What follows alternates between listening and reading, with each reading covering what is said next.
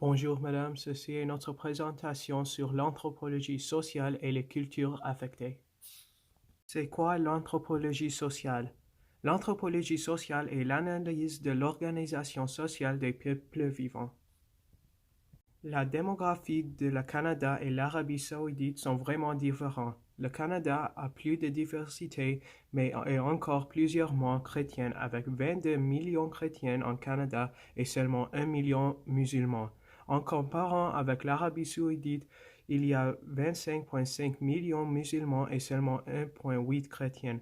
À cause de ceci, les deux pays ont des différentes célébrations. Les célébrations du Canada sont plusieurs chrétiennes en comparant à l'un de l'Arabie saoudite sont plusieurs musulmans. Talal Assad est un anthropologue social qui est né en Mecca à l'Arabie saoudite. Il a aidé à faire beaucoup de contributions sur la théorie de laïcité et postcolonialisme. On a lui choisi parce qu'il étudie les religions chrétiennes et musulmanes, et quand il a étudié, il a pensé que la meilleure façon de contrôler un pays est avec la laïcité, qui interdit le pensée de religion dans le gouvernement. On pense que Talal Assad est incorrect et on voit un exemple où ceci n'a pas fonctionné, avec loi 21. Cette loi dit que les symboles religieux sont interdits dans le travail de gouvernement.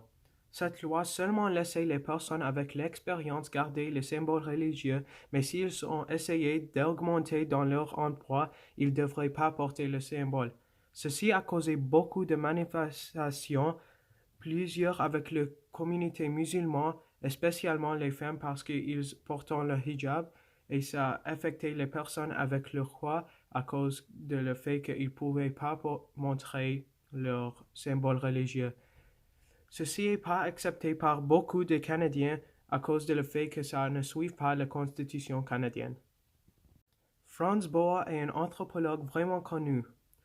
Il est connu comme le père de l'anthropologie américaine, mais il est connu pour rejeter la théorie de l'ethnocentrisme, qui disait que les religions sont plus supérieures que l'autre. Franz Boas pensait qu'il n'y a pas une culture plus développée ou supérieure, ils sont seulement différentes. Maintenant, je vais parler à propos des célébrations de les chrétiens et les musulmans, les similarités et les différences. Il y a plusieurs similarités avec les célébrations chrétiennes et musulmans. Comme exemple, il y a l'Eid et le Noël. Les deux fêtes incluent le temps pour faire la prière. Les deux fêtes sont pour être avec les familles et aider les personnes qui n'ont pas la même chance que nous avons. Mais il y a aussi la différence dans les religions. Le Noël est pour célébrer la naissance de Jésus, mais il ne célébrait pas les fêtes de Mohammed comme les musulmans font.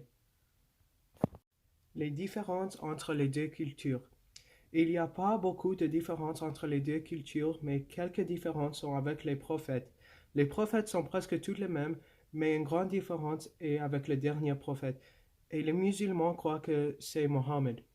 Les deux religions n'ont pas la même célébration, mais il y a les similarités, comme exemple le carême et le ramadan.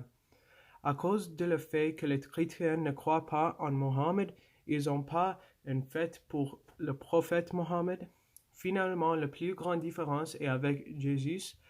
Les deux religions croient en Jésus, mais les musulmans ne croient pas que Jésus est un incarné de Dieu et ils ne pensent pas qu'il était crucifié, mais il était mis en la vie après vivant. Similarités entre les deux cultures. Il y a beaucoup de similarités entre ces deux cultures et religions. Les deux croyant en un Dieu. Ils croyant dans une vie après la mort éternelle et damnation. Les deux croyant que Jésus va retourner avant le jour de jugement et va arrêter l'Antéchrist ou Dajjal en Arabie.